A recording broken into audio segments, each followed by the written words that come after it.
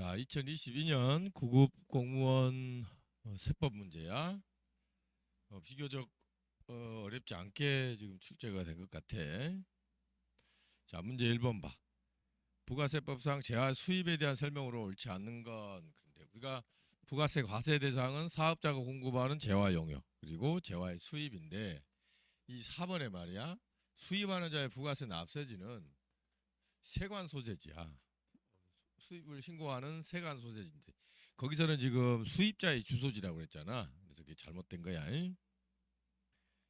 문제 2번엔 납세 의무 성립과 확정인데 잘못된 것은 그랬지. 원천 징수하는 소득세 납세 의무 성립 시기는 소득 금액을 지급하는 때. 그지? 그래서 요게 지금 과세 기간이 끝날 때가 아니라 소득 금액을 지급할 때 원천 징수를 해야 되니까 납세 의무가 성립이 되고 또 금액이 확정이 된다 그 말이야. 그지? 성립과 동시에 확정이 된다. 소득 금액을 지급하는 때다 이렇게 이해하면 돼.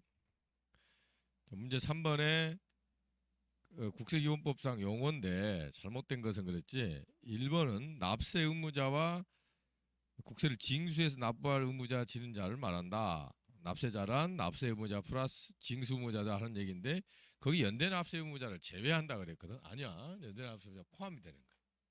그래서 납세 의무자의 징수 의무자 얘긴데 이 납세 의무자는 본래 납세 의무자. 우리 본래 납세 의무자라는 얘기는 원래 납세해야 될 납부 의무자뿐만 아니라 승계받은 자 그리고 연대 납세 의무자까지 포함해서 우리가 본래 납세 의무자다 이렇게 얘기하는 거고 그 다음 얘기가 제2차 납세 의무자 그 다음 납세 보증인 요거까지 포함을 해서 지금 납세 의무자다 이렇게 얘기하는 거야. 거기에 징수 의무자까지 포함하면 납세자다 하는 얘기고 그 납세자가 납세 의무자보다는 더 큰 개념이지 그지? 어찌됐건 연대 납세 의무자를 포함한다 하는 거. 자, 문제 4번에 소득세법상 근로소득자에 대한 얘기인데 잘못된 것은 그랬지. 4번에 봐봐. 1년 근로자에 대한 원천징수세액은 1급여액의 1근로소득공제가 15만 원이야. 뺀 금액의 6% 우리가 지금 현재 기본세율이 1200만 원 이하는 6% 아니야. 그렇지?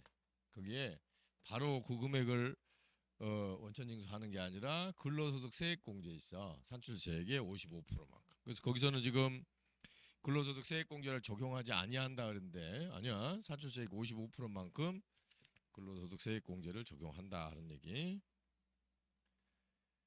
자, 문제 5번에 부가세법상 과세대상 거래에 대한 설명으로 옳지 않은 것은 수출 신고가 수리된 물품인데 선적이 안 됐어. 그럼 뭐야? 수출된 거야, 안 된 거야? 안 된 거야. 이거를 보수구역에서 반입하는 거는 국내 거래야. 만약에 선적이 됐는데 어떠한 이유에 의해서 다시 국내로 들어왔다. 그건 수입이야. 왜? 선적이 되면 수출된 걸로 보는 거니까. 근데 지금 이게 선적이 안 됐기 때문에 이거 수출된 게 아니야. 이게 국내 물품이다. 따라서 이 국내 물품을 보세구역에서 반입하는 거는 국내 거래야. 응?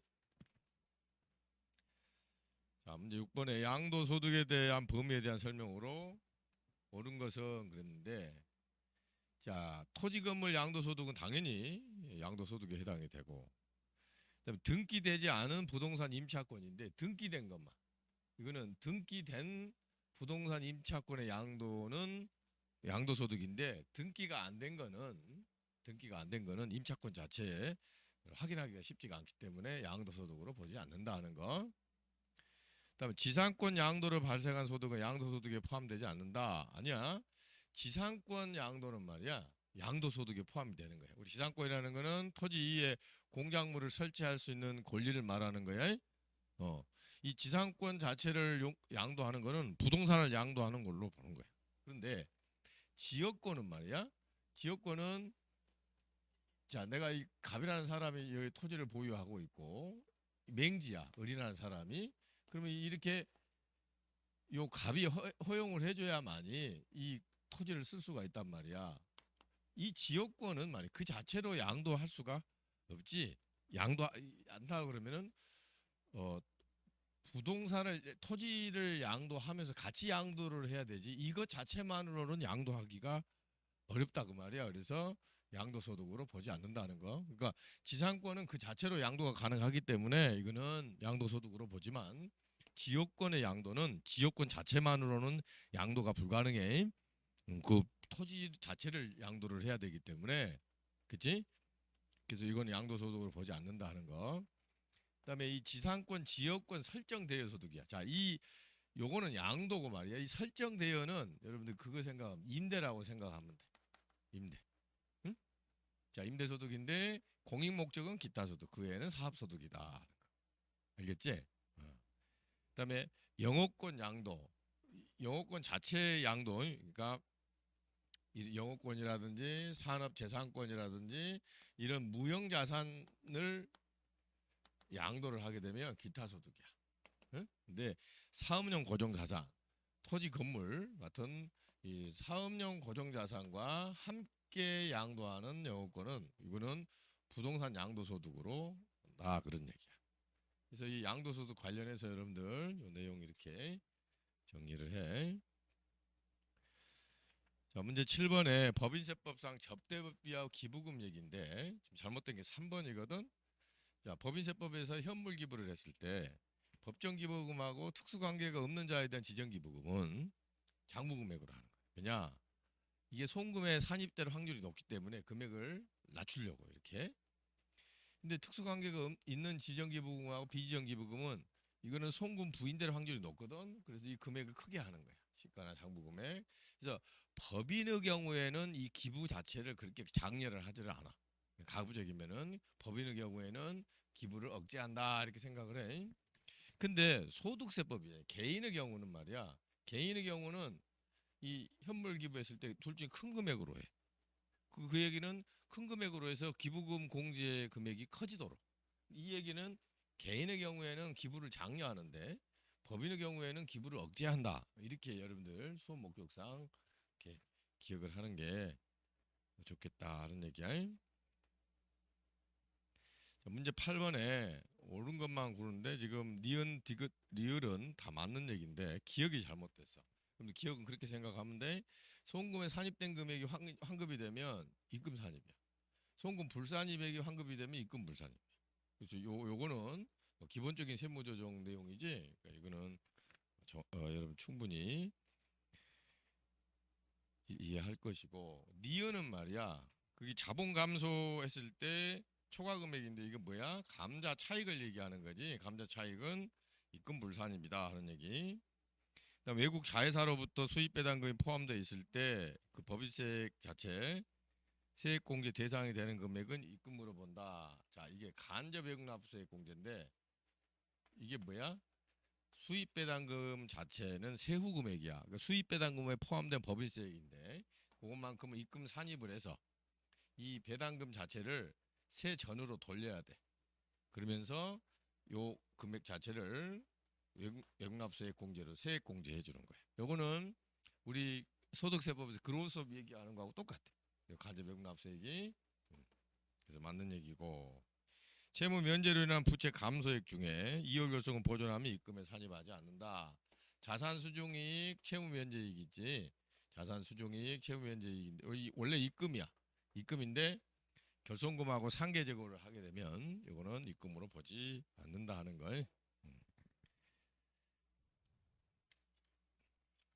자, 이제 9번에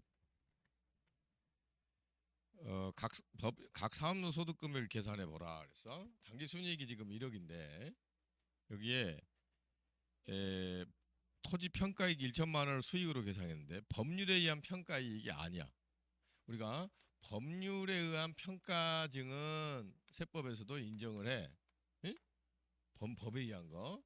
근데 그렇지 않은 경우 법에 의한 평가이익이 아니야. 예를 들어서 이게 재평가이익입니다. 법에 의한 게 아니지. 이거는 IFRS에 의한 거니까. 이런 거는 입금으로 보지 않는다 그 말이야. 예? 그래서 차감을 해야 되는 거예요. 소액주주 임원에 대한 사택유지비 이거는 송금으로 인정이 되지. 그다음에 복리후생비에는 우리사조조합 운영비가 포함됐다. 이것도 송금으로 인정이 돼. 상근 임원이 아닌 임원에게 지급한 보수를 비용으로 계상했다. 부당해산 부인에 해당되지 않는다. 이것도 송금으로 인정이 돼. 그래서 2천만 원이 각 사업연도 소득 금액이다라는 얘기야. 문제 10번에 세무조사 중 통합조사 원칙에 대한 설명으로 옳지 않은가 그랬는데 3번이 잘못됐어. 자, 세금 탈루 혐의가 있다 또는 불성실 혐의가 있다 그래서 같은 세목을 같은 기간에 재조사하는 것은 금지되는 거야. 이게 세금 탈루 혐의가 있다 해서 불성실 혐의가 있다 그래서 동일 세목에 대해서 동일 기간에 재조사하는 것은 원칙적으로 금지다 하는 얘기. 아무리 그렇다 하더라도 한 번 세무조사하고 끝내야 되지 계속 반복해서 세무조사하면 납세자 입장에서는 짜증나서 어떻게 살아. 그렇지? 문제 11번에 잘못된 것은 그랬는데 즉시상각 의제에 대한 설명이지만 여기 봐봐. 내장의 복구, 도장 및 유리 삽입 이건 뭐야? 이거는 수익적 지출이지 자본적 지출이 아니고 여러분들 이 표현 자체 이게 번역이 지금 잘못돼서 그래. 자본적 지출은 자산적 지출이다. 그러니까 미래 경제적 효익을 기대할 수 있는 자산으로 처리해야 되는 지출이다 하는 얘기고 수익적 지출은 비용적 지출이다. 이거는 미래의 경제적 효익이 기대할 수 발생 즉시 비용 처리해야 되는 지출이다 이 말이야. 근데 처음에 회계학을 지금 도입한 사람이 이게 직역을 하다 보니까 번역이 지금 잘못됐어. 예? 이제 12번에 납세 담보에 대한 설명으로 옳지 않는가 그런데 보석이나 자동차는 납세 담보로 인정이 안 돼. 납세 담보로 인정이 되는 거는 현금, 그다음에 국공채, 유가증권, 납세 보증보험증권, 보증보험회사에서 증권 끊어주면 돼. 금융기관이 개입이 된 거지. 부동산이나 항공기, 기계 이런 것들은 인정이 돼. 그러니까 이게 사업과 관련된 유형자산이다 이렇게 생각하면 돼. 사업 관련 유형자산이다 이런 게. 그다음 납세 보증서, 응? 보증인이 내가 보증을 얼마만큼의 세금을 보증하겠다. 요 납세 의무자가 세금을 안 냈을 때 내가 대신 보증을 하겠다 이렇게 얘기한 거 요까지만 인정이 되지 보석이나 자동차는 납세 담보로 인정이 안 된다 하는 얘기. 그 다음에 문제 13번에 거주자 총 수익 금액의 수입식인데 이게 조금 까다롭게 돼 있지. 공적연금 소득은 말이야 연금을 지급받은 날이 아니라 법령에서 지급받기로 한 날. 예? 말이 헷갈리지. 다시 이 연금 소득 자체 원래는 이제 당연히 그 날짜에 지급이 되겠지. 하지만 정확하게 지금 수입 시기를 물어본다 그러면 받은 날이 아니라 지급받기로 한 날이다 하는 얘기. 무슨 얘기인지 알겠지? 14번에 소득세 과세 기간에 대한 설명인데 잘못된 것은 그래. 소득세 과세 기간은 말이에요. 1월 1일부터 무조건 12월 31일까지야. 중간에 사망하면 사망일, 또 출국했으면 출국일까지고 여기서 지금 생각할 때 사업 개시일이라고 되어 있는데 아니야. 이거는 부가세법하고는 전혀 달라. 소득세는 우리 개인의 소득은 무조건 1월 1일부터 12월 31일 또 중간에 사망했으면 사망일, 출국일까지다 하는 얘기. 그다음에 문제 15번에 지정납부 기한과 관련해서 옳지 않은 것은 그런데 여러분들이 소멸시효 중단 사유야. 중단이 되면은 말이야 다시 5년이 경과돼야 돼. 그렇지? 다시 5년이 경과돼야 되는 거야. 그래서 중단 사유 4개 납부고지, 독촉, 교부 청구, 압류 요것만 기억하면 돼. 그래서 그 납부 기한 연장은 정지 사유야. 정지. 이거는 나머지 기간만 경과되면 되는 거야. 그 기존에 있는 경과된 기간은 인정이 되고 이제 나머지 기간만 경과되면 되는 거고. 이 중단 사유가 더 엄격하잖아. 그 네 가지는 반드시 기억을 해야 돼. 그지? 자, 문제 16번 얘기인데 대손금에 대한 설명이다. 옳지 않은 것은 그런데 지금 2번이 잘못된 게 부도 발생일로부터 6개월이 지난 어음상의 채권이야. 이거는 결산 조정 사항. 이게 무슨 말이야? 결산에 송금으로 계상을 해야 비용으로 계상을 해야 송금으로 인정하겠다 이런 얘기야. 그지? 그러니까 거기서 지금 얘기가 그 이렇게 6개월이 지나면 무조건 송금으로 인정되는 것처럼 돼 있잖아. 그건 신고 조정 사항이야. 아니야. 결산 조정 사항이니까 6개월이 지난 채권에 대해서는 결산의 비용으로 계상을 해야 돼. 그래야 송금으로 인정이 된다는 거. 그 1,000원을 공제한 금액. 예? 17번에 지금 과세 면세에 겸용하는 사업자인데 매입세액 불공제 얘기야. 자, 이거는 면세 관련된 매입세액이고 이거는 공통매입세액이야. 공통매입세액은 공급가액 비율로 안분한 금액으로. 그래서 총 공급가액 중에 면세 공급가액이 차지하는 비율만큼 매입세액 공제가 되지 않는다 하는 거. 자, 문제 18번 얘기인데 자 이게 옳은 것은 그렇네. 4번이 지금 맞는 얘기고 지금 1번에 수시부가 후 추가 발생한 소득이 없어. 그럼 확정신고 할 필요가 없지.